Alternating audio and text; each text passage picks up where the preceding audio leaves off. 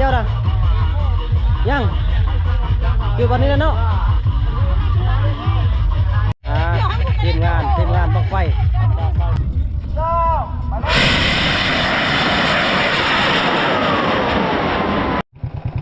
สบายดีพี่น้อง FC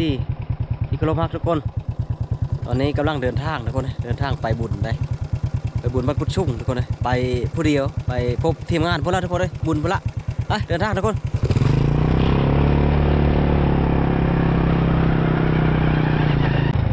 วันนี้ก็บรรยากาศก็ฮอตเป้าคือเก้าทุกคนเลยผมมีผลตอนนี้ก็มาถึงบ้านกุดชุ่มทุกคนเขากำลังให้กินเหล้าทุกคน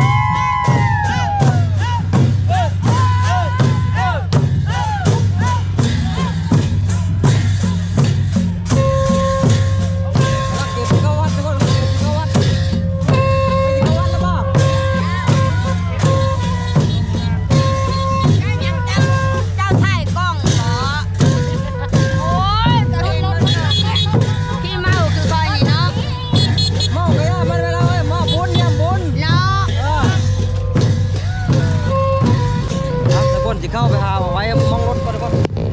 เอาไว้รถก่อน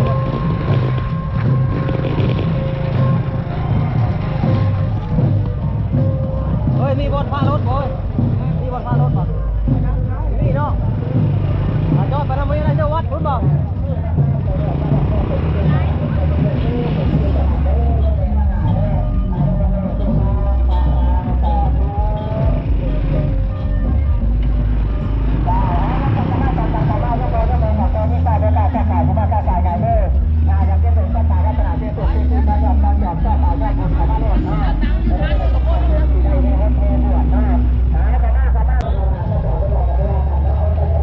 นี่ก็ได้บ่รถนี่จอดได้ก็ได้บ่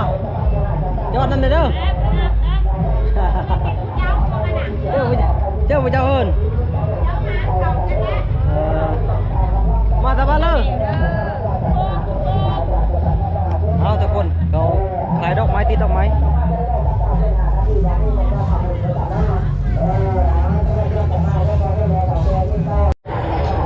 ตอนนี้ก็เลาะมากกว่าที่พบทีมงานทุกคนเลยสบายดีสบายดีเจอกันอีกแล้วมาครับผู้สาวคาดหมายว่าจะมาหาร้อยผู้สาวผู้เดียวได้ไหมเลยมาพ่อเจ้าอีกแล้วผู้ใดเล่นโอ้ยพ่อกันลอยได้จิบเป็นความลับไว้ดอกบอกว่าอย่างนั้นจะปั่นไหนจะคนดีดอกอาใจมากอาใจเจ้าได้เจ้าแอนผู้สาวเป็นได้ดิไม่ยากเนาะเดี๋ยวนี้เขาพูดร้ายเดี๋ยวนี้เนี่ยเพื่อนผู้สาวเดี๋ยวนี้ร้ายสำหรับเจ้าก็เน็ตนัดตามไม่ห้างไม่หมายได้ให้เจ้าใดไม่ห้างอะไรคักหนาก้อยมักไม่ห้างอะไรครับเพราะว่ามันต่อไปเดี๋ยวลงปังงางอ่ะนะทุกคนพากันไปหาเลาะบุญป่ะนี่ตอนนี้เอามาเบิ่งห้างบังไฟทุกคนห้างบังไฟเก่าเกียมจูดมานี่นะทุกคนนะจังน้อยตอนแรกๆตอนบ่ายทุกคนนี่ทุกคนในห้างบังไฟที่จูดแรงนี่แหละทุกคนเลยโอ้โหเฮ็ดคักเนาะเบิ่งอยากห่างเลยนะน่าจะเป็นบังไฟอยากเป็นงานตอนนี้ก็เกม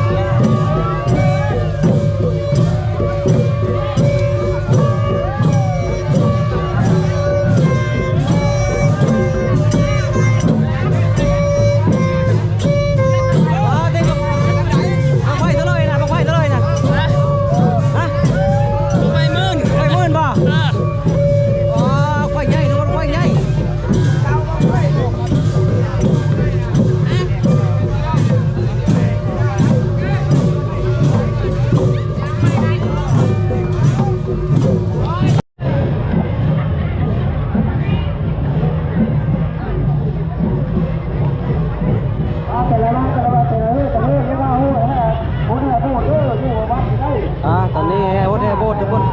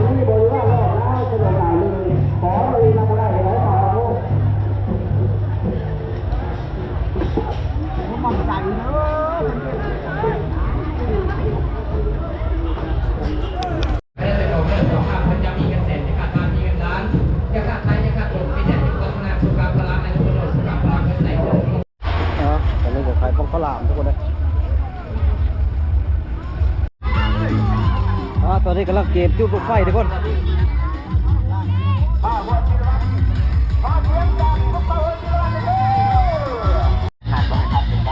อันนี้กับเบิ้งบังไฟผู้สาวทุกคนเลยบังไฟบ้านเจ้าวะบ้านนี่ป่ะบังไฟช้างบนบังไฟเฮ็ดตามเฮ็ดเองป่ะบังไฟช้างเนาะรับประกันเลยขึ้นแน่นอนเนาะสาวบ้านคุณชุ่มทุกคน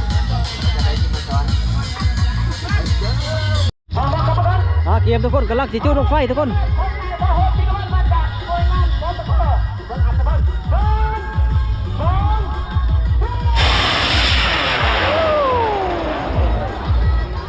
ว้าโต้รุ่นกระเลยทุกคนเลย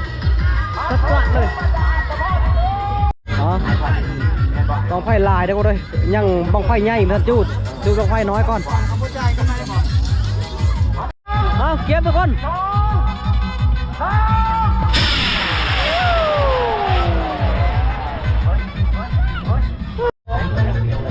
พัดคักอีเนาะ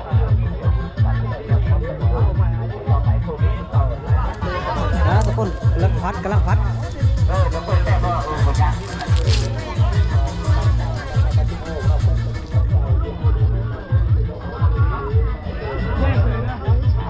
โอเค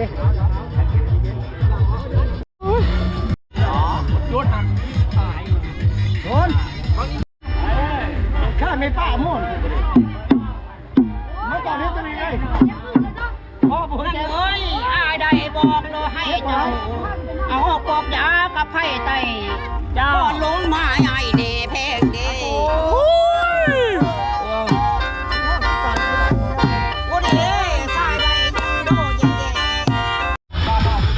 ตอนนี้กำลังแง่กันทุกคนพัดลงไฟ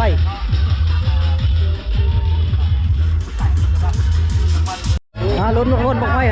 6 กิโลทุกคนเองกำลังเกมมันลงขึ้นจุดทุกคนบางนี้บางใหญ่นะทุกคนนะแต่ว่าอีก12 โลอีกยังพัดจุดทุกคนอันนี้6 โลตัวนี้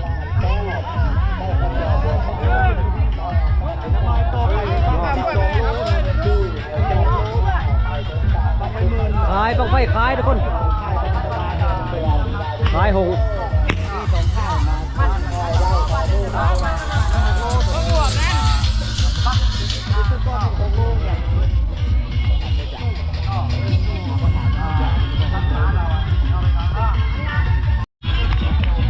เตรียมลุ้นทุกคนเตรียมลุ้นบังไฟ6 โลทุกคน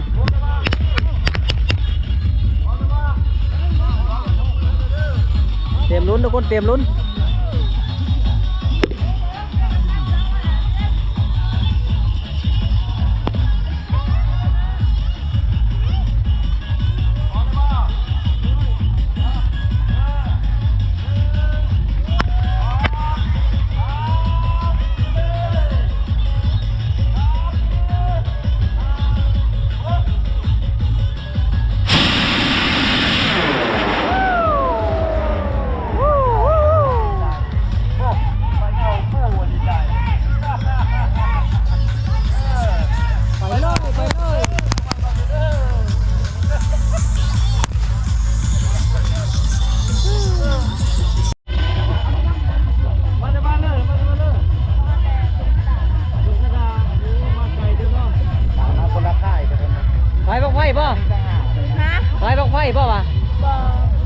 เดี๋ยวว่าจุดบังไฟ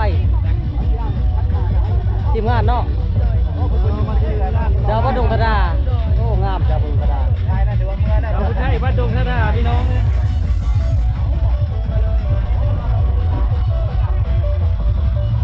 ขายนี้ต่างหากคนละขายเนาะไฟนี้เนาะขายก็จะเป็นกระหองขาย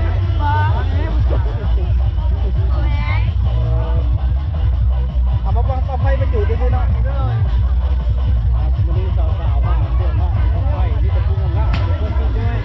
ขายที่2นะคนเลยวังนึงนี่ขาย1 ต่างหากอันนี้ขาย1 ต่างหากของไฟ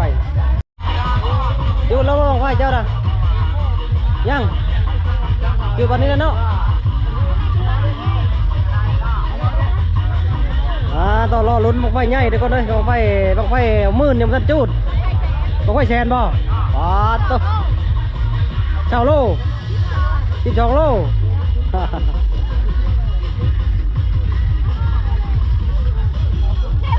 บังไฟก็ใหญ่นะก็ได้ผู้สาวก็งาม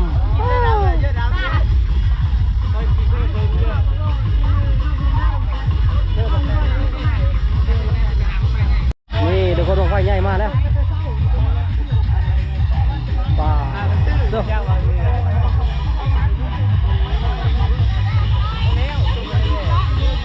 คักแน่นอนทุกคนคักแน่นอนอ๋อเดี๋ยวคนใหญ่เดี๋ยวคนใหญ่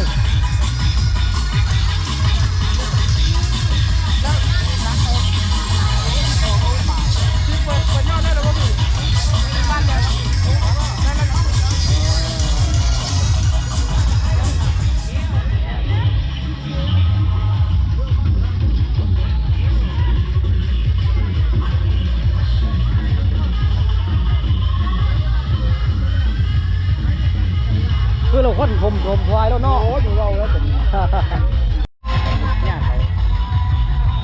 ไม้เลยช่องคนบางที่ช่อง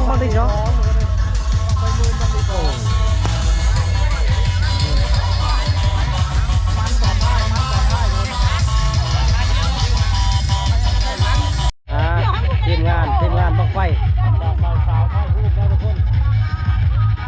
ผู้ถ่ายกับผู้งานพี่เจ้ามังกรเทพบุตรวันนี้ไปห้องใส่ที่ให้แน่ที่ลาเข้าไปห้องใส่เนาะเตรียมตัวทุกคนเจ้าไปเลยว่าเต็มเลยไปไหว้ไปเนาะไปผู้เฒ่าเนาะไปผู้บ่าวอ้าวเนาะจับใจว่าขอว่า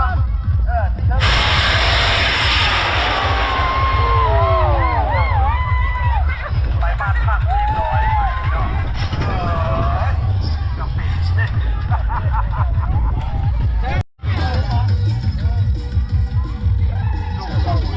นี่วาดาน้อยลอยลูก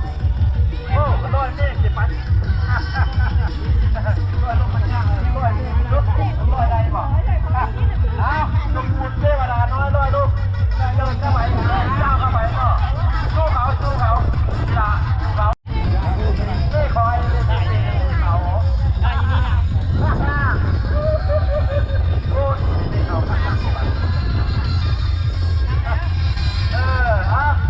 ขาตั้งไว้1 2 3ไปเลยโอ้โยก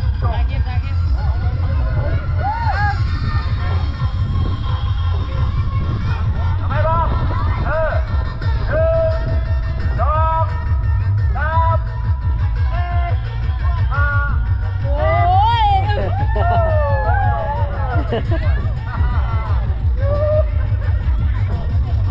เป็นมาเลยล่ะจากหน่อยเป็นวันเข้ามือก่อนว่ะสมซื้อเทวดาลอยลงเลย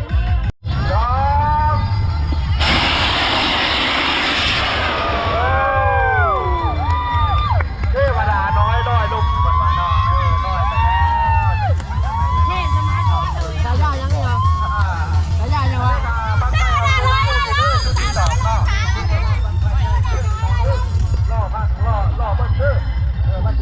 เราลุ้นลงไฟใหญ่ทุกคนเลยยังจุดลงไฟ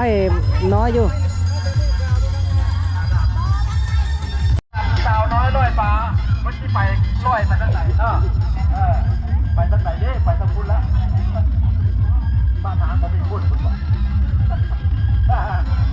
เด้อน้องตาดำสาวน้อยลอยฟ้าเด้อขึ้นไปบันนี้เด้อ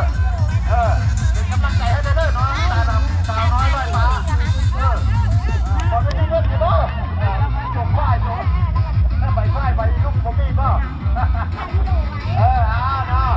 ที่ว่าน้องตาดำสาวน้อยลอยฟ้ารถจักรยาน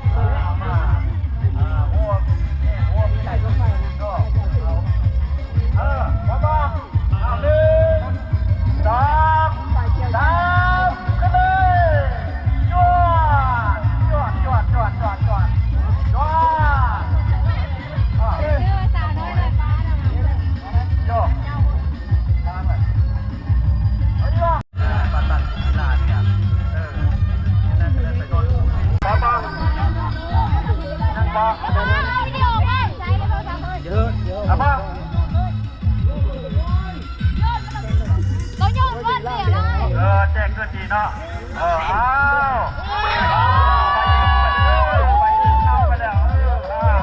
จุดที่ไหนวะไปเด้อพี่น้องเด้อ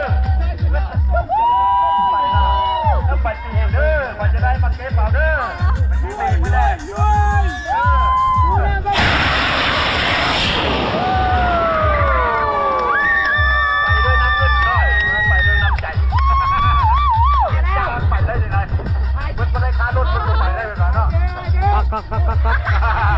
เพิ่นว่าเอาเงินค่ารถเป็นหรือเพิ่นไปด้วยวะจุดไปเลยตะโกนจุดไปเลยค่ารถตกเป็นไปด้วยปอโตปุ้นติดเมฆเล่าเพิ่นจะค่ารถไปเลยเนาะนี่ต่อไปเนาะ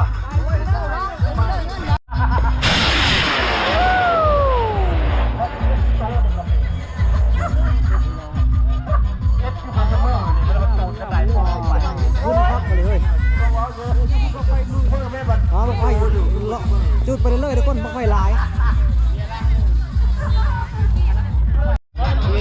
มัดเก๋มัด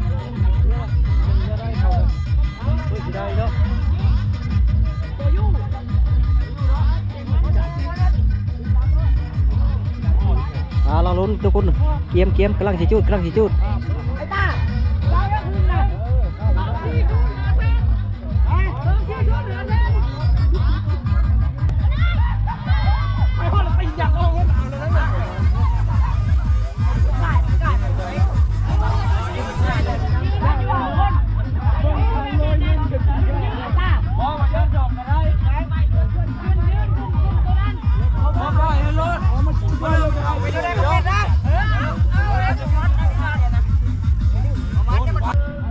เก็บตัวทุกคนเก็บตัว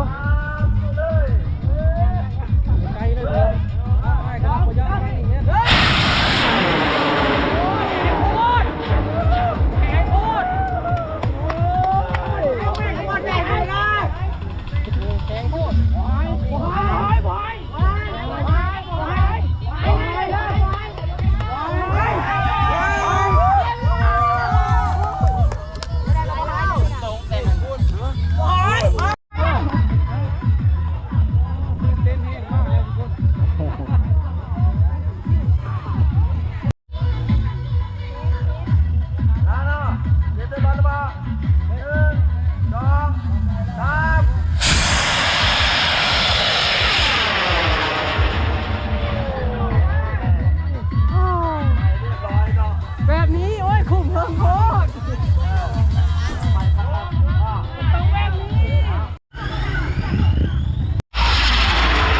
โต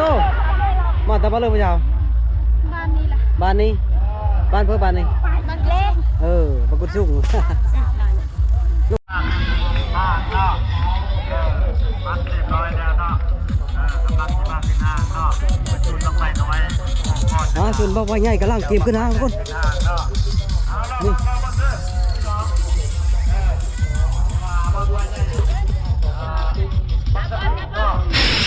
โอ้ดีนหมดบังไฟใหญ่จุ๊บบังไฟใหญ่บังไฟมื่น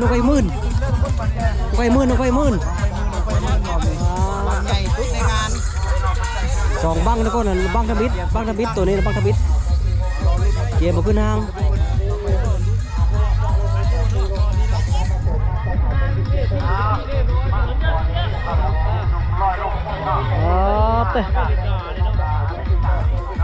ขึ้นคอฟ้าคอฝนทุกคนเลยฝนมาตกลายมือละ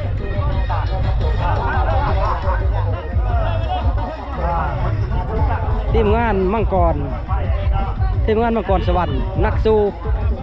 ซองแผ่นดินทุกคนเลยขายบังไฟ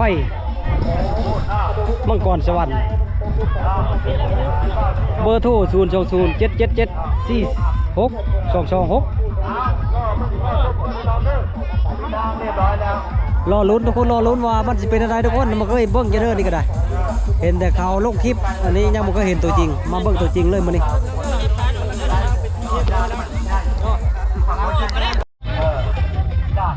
ตอนนี้เกมจีจู้เลยทุกคนเลยเกม ยมตัวทุกคนเตรียมตัว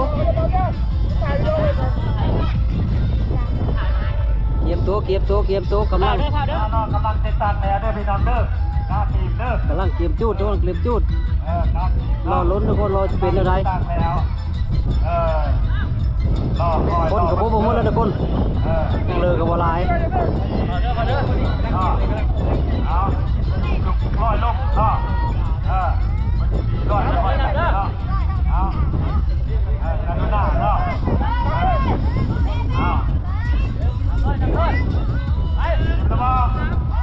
พร้อมแล้วบ่ เลย เอา1 2 3ไปเลยเจ้าไปเลย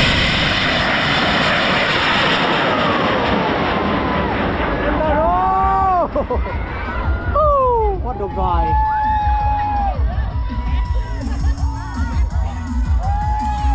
ไปบนจันที่ ปาติโต ยามที่ฮอดไก่บนจัน พอดเมืองสวรรค์ ไปซาลังคุณอีลาดพวกกาอีลาดนี่ไปหน้าไปน้องเลยไปในประเทศละ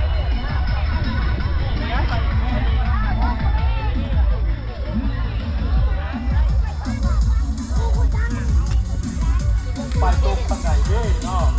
ที่หมอมันลุกเล่นเพื่อนลุกที่กับประจักษ์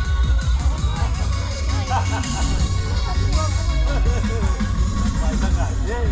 ไปทางที่นี่ที่อยู่คุณบอก ตอนนี้ก็คำแล้วทุกคนได้เดินทางกลับก่อนบังไฟก็ยังไม่ทันเบิดยังบังไฟใหญ่บังนึงทุกคนเลยแต่ว่าระยะทางเดินกลางกลับบ้านไกลทุกคนเลยประมาณอยู่30 กว่ากิโลเพราะว่าเดินมากก็มาผู้เดียวได้ทุกคนเลยทีมงานกับคนละบ้านเขากับเมื่อบ้านเขากับเมื่อบ้านเฮาเดินทางก็ทุกคนสำหรับคลิปนี้ก็จบไปได้ก็เจอขอบคุณพี่น้องที่รับชมฝากกดไลค์กดติดตามทุกคนเด้อเพื่อเป็นกำลังใจในการทำคลิปต่อไปสำหรับวิดีโอนี้ก็บ๊ายบายทุกคนบ๊ายบาย